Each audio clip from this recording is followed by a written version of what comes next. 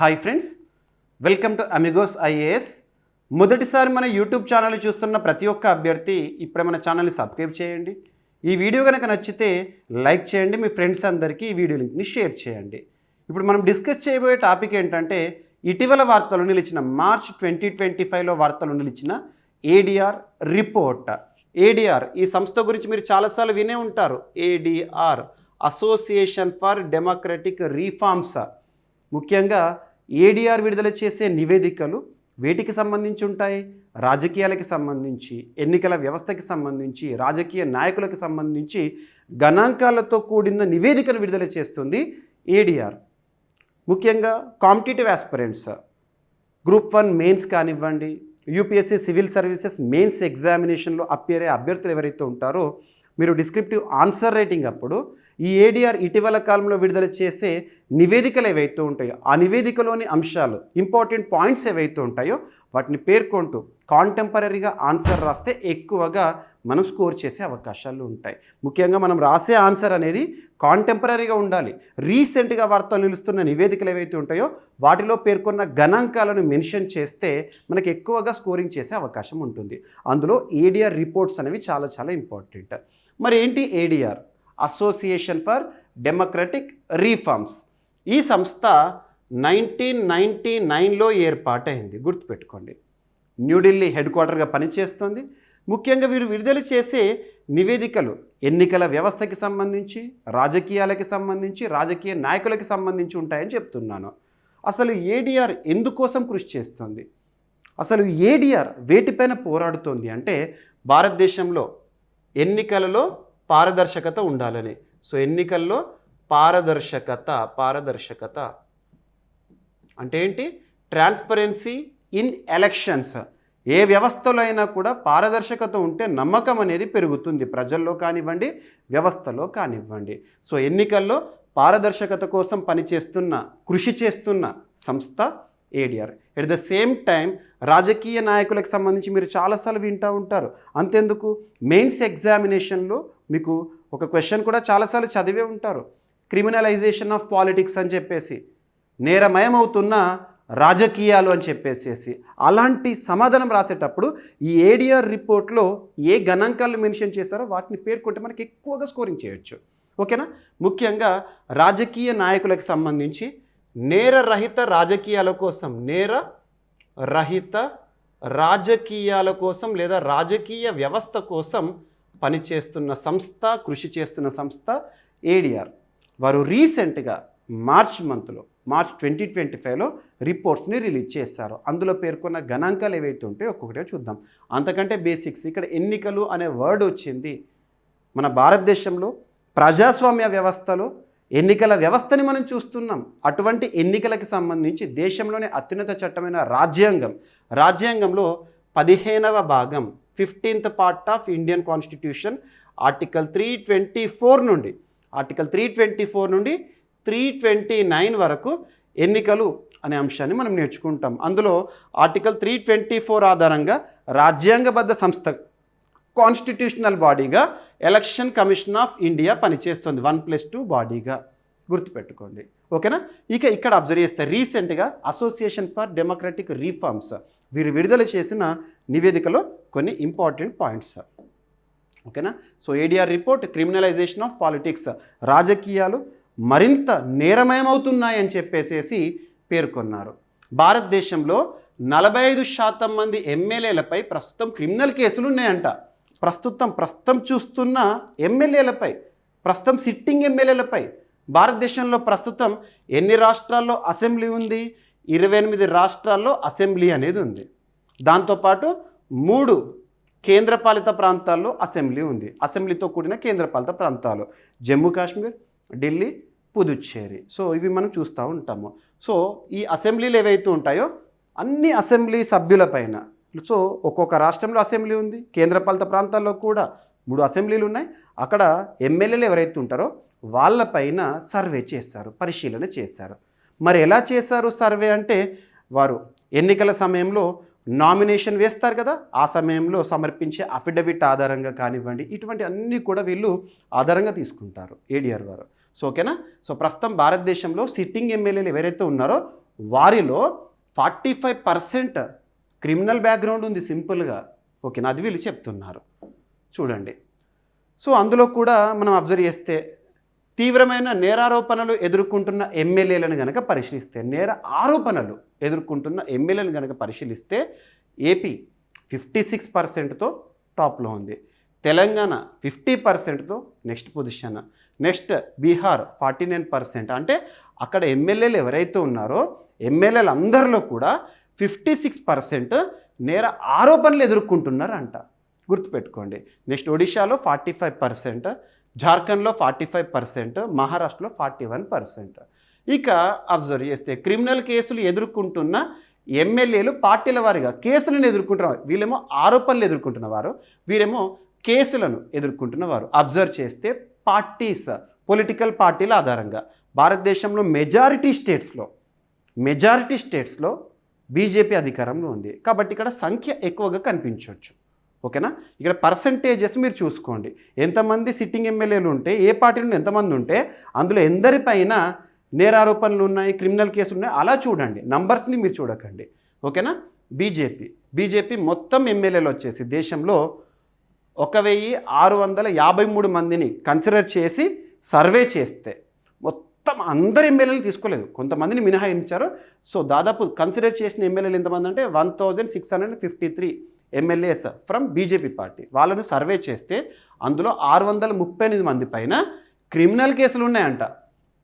ఇక కాంగ్రెస్ పార్టీ విషయానికి వస్తే 646 మంది పైన సర్వే చేస్తే, ఎంక్వైరీ చేస్తే 339 మెంబర్స్ పైన క్రిమినల్ కేసులు ఉన్నాయంట.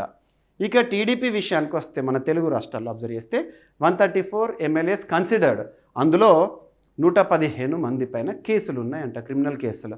ఇక డిఎంకే, తమిళనాడు రాష్ట్రంలో ప్రస్తుతం అధికారంలో ఉన్న పార్టీ ద్రవిడ మున్నేట్ర కజగం ఎంకే స్టాలిన్ గారు ఇటీవల డీలిమిటేషన్కి వ్యతిరేకంగా ఉద్యమాన్నే చేస్తున్నారని చెప్పాను కదా. సో ఆ పార్టీకి సంబంధించి 132 మంది ఎమ్మెల్యేలలో 98 మంది పైన క్రిమినల్ కేసులు ఉన్నాయంట. ఇక టీఎంసీ, వెస్ట్ బెంగాల్, మమతా బెనర్జీకి సంబంధించి తృణమూల్ కాంగ్రెస్ పార్టీ 230 మంది ఎమ్మెల్యేలలో 95 మంది పైన వారికి క్రిమినల్ కేసులు ఉన్నాయంట. ఇక ఆమ్ ఆద్మీ పార్టీ మొన్నటి వరకు ఢిల్లీలో అధికారంలో ఉండి, ఇప్పుడు ఢిల్లీలో అధికారం బీజేపీ హస్తగతమైంది. ఇక ప్రస్తుతం అయితే ఆమ్ ఆద్మీ పార్టీ పంజాబ్లో అధికారంలో ఉంది, పంజాబ్. ఓకేనా, ఇక ఆమ్ ఆద్మీ పార్టీకి సంబంధించి ఢిల్లీలో మరియు పంజాబ్లో అనుకోండి. సో ఎమ్మెల్యేని కన్సిడర్ చేసి చూస్తే 69 మంది పైన క్రిమినల్ కేసులు ఉన్నాయంట. ఇక ఎస్పీ, సమాజ్వాదీ పార్టీ, అఖిలేష్ యాదవ్ గారికి సంబంధించిన పార్టీ 110 మంది ఎమ్మెల్యేలలో 68 మంది పైన క్రిమినల్ కేసులు ఉన్నాయంట. సో గుర్తుపెట్టుకోండి, పార్టీల పరంగా ఇచ్చాను. ఇక నెక్స్ట్ వచ్చేసి ఎమ్మెల్యేలపై క్రిమినల్ కేసులు ఎక్కువగా ఉన్న రాష్ట్రాలు ఏంటి?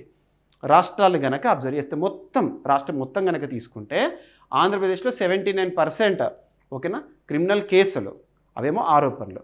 ఇక కేరళ విషయానికి వస్తే 69%, తెలంగాణ విషయానికి వస్తే 69%, బీహార్ విషయానికి వస్తే 66%, మహారాష్ట్ర విషయానికి వస్తే 65%, తమిళనాడు 59. ఎమ్మెల్యేలపై క్రిమినల్ కేసులు ఎక్కువగా ఉన్న రాష్ట్రాలు, ఆరోపణలు ఎదుర్కొంటున్న ఎమ్మెల్యేల పరంగా చూస్తే, ఎట్ ద సేమ్ టైం మనం అబ్జర్వ్ చేస్తే పార్టీల పరంగా.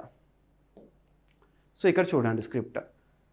దేశవ్యాప్తంగా 28 రాష్ట్రాలు, 3 కేంద్రపాలిత ప్రాంతాల్లో 4123 మంది ఎమ్మెల్యేలలో, మొత్తం ఎమ్మెల్యేలు ఇంత అనుకుంటే అందులో 4092 మంది అఫిడవిట్లను పరిశీలించింది.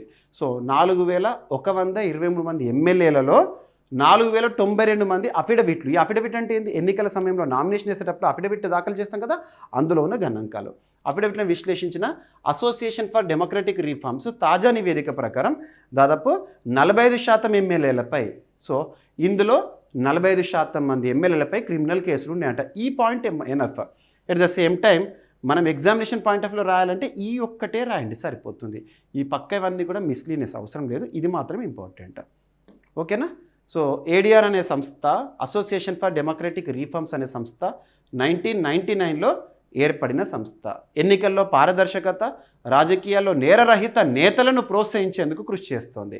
రాజకీయ నాయకుల ఆస్తులు, క్రిమినల్ కేసుల వివరాలు వెల్లడించే నివేదికలను ఇది విడుదల చేస్తూ ఉంటుంది. సో ఇంపార్టెంట్, గుర్తుపెట్టుకోండి. ఇక నెక్స్ట్ వచ్చేసేసి ఏడిఆర్ విడుదల చేసిన మరొక అంశము, దేశంలో రిచ్నెస్, ముఖ్యంగా ఎమ్మెల్యేలలో సంపన్న ఎమ్మెల్యేలకు సంబంధించి సగటున భారతదేశంలో ఎమ్మెల్యేల సగటు ఆస్తి ఎంత అని చెప్పేసేసి. సో భారతదేశంలో అత్యంత సంపన్న ఎమ్మెల్యేలు ఎవరున్నారు, ఏ రాష్ట్రం టాప్లో ఉంది అలా చూస్తే. సో ఎమ్మెల్యేల అత్యధిక సగటు, ఇప్పుడు ఎగ్జాంపుల్ మన ఆంధ్రప్రదేశ్ రాష్ట్రం ఉంది. ఆంధ్రప్రదేశ్ రాష్ట్రంలో 175 అసెంబ్లీ స్థానాలు, అంటే 175 మంది ఎమ్మెల్యేలు ఉంటారు అన్నట్టు. తెలంగాణ అబ్జర్వ్ చేస్తే 119. అలా సగటున అంటే ఏంటంటే తెలంగాణ రాష్ట్రంలో సగటున ఒక ఎమ్మెల్యే యొక్క ఆస్తి ఎంత, ఆంధ్రప్రదేశ్ సగటున ఒక ఎమ్మెల్యే యొక్క ఆస్తి ఎంత. సగటున అంటే అంతే ఉండాలని కాదు, ఎక్కువే ఉండొచ్చు కొంతమందికి తక్కువే ఉండొచ్చు. సో యావరేజ్ ఎలా క్యాలిక్యులేట్ చేస్తే మీకు తెలుసు కదా. సో ఎమ్మెల్యేల అత్యధిక సగటు ఆస్తులు కోట్ల రూపాయలు అబ్జర్వ్ చేస్తే భారతదేశంలో సంపన్న ఎమ్మెల్యే ఎవరు అంటే సగటు ప్రకారం తీసుకుంటే ఆంధ్రప్రదేశ్ అంట 65.07 కోట్ల రూపాయలు. సెకండ్ వచ్చేసి కర్ణాటక 63.58 కోట్ల రూపాయలు. సగటున ఒక ఎమ్మెల్యేకు ఉండే ఆస్తి అన్నట్టు. అది అంటే అంతే ఉంటుందని కాదు, వేల కోట్లు లక్షల కోట్లే ఉండొచ్చు, కొంతమంది ఎమ్మెల్యేకు కోటి రూపాయలు కూడా ఉండొచ్చు, కాకపోతే యావరేజ్ తీసుకుంటాం అన్నట్టు ఇక్కడ. ఇక మహారాష్ట్ర విషయానికి వస్తే 43.44 క్రోర్స్, తెలంగాణ విషయానికి వస్తే 38 కోట్ల రూపాయలు. ఇక భారతదేశంలో అత్యల్ప సగటు ఆస్తులు ఏ రాష్ట్ర ఎమ్మెల్యేలకు సంబంధించి, ఎమ్మెల్యేల్లో అబ్జర్వ్ చేస్తే అత్యల్పం, అత్యధికం చూసాం కదా, అత్యల్పం. త్రిపురలో సగటు ఒక ఎమ్మెల్యే ఆస్తి విలువ వచ్చేసి 1.51 crore రూపీస్ అంట. బెంగాల్లో 2.80 crore రూపీస్. కేరళ విషయానికి వస్తే 3.13 crore రూపీస్, గుర్తుపెట్టుకోండి. ఇక అబ్జర్వ్ చేస్తే దేశంలో సంపన్న ఎమ్మెల్యే పరంగా చూస్తే పరాగ్ షాన్ అంట, తన ఇక్కడ బీజేపీకి సంబంధించి ఘట్కోపర్ తూర్పు ప్రాంతానికి సంబంధించిన ఎమ్మెల్యే, ముంబై. తన ఆస్తులు వచ్చేసి 3,400 కోట్ల రూపాయలు అంట. ఎన్నికల్లో అఫిడవిట్లో సమర్పించిన నంబర్ ఇది. మార్కెట్ వాల్యూ ప్రకారం చూస్తే మీకు అందరికీ తెలుసు ఇంకా నంబర్ ఎన్ని టైమ్స్ ఉంటుందనేది. సో 3,400 కోట్ల రూపాయల ఆస్తులు దేశంలో సంపన్న MLA according to affidavits produced during nomination సమయంలో సమర్పించే అఫిడవిట్ ఉంటుంది. అందులో రాస్తారు ఆస్తులు ఎంత, స్థిరాస్తులు ఎంత, చరాస్తులు ఎంత అని చెప్పేసి అందులో రాశారు. ఇక అతి తక్కువ ఆస్తి ఏ రాష్ట్రానికి సంబంధించిన ఎమ్మెల్యే అంటే వెస్ట్ బెంగాల్ రాష్ట్రానికి సంబంధించి ఇండస్ అనే ఒక నియోజకవర్గానికి సంబంధించి నిర్మల్ కుమార్ దారా. తన ఆస్తి ఎంత అని రాశారట అంటే 1,700 రూపాయలు అంట. ఓకేనా. ఇక తెలంగాణలో అబ్జర్వ్ చేస్తే టాప్ ఎమ్మెల్యే ప్రాపర్టీ పరంగా చూస్తే జి వివేకానంద గారు అంట, 606 కోట్ల రూపాయలు ఆస్తి. సెకండ్ రాజగోపాల్ రెడ్డి 458 కోట్ల రూపాయలు. నెక్స్ట్ వచ్చేసి పొంగులేటి శ్రీనివాసరెడ్డి 433 కోట్ల రూపాయలు.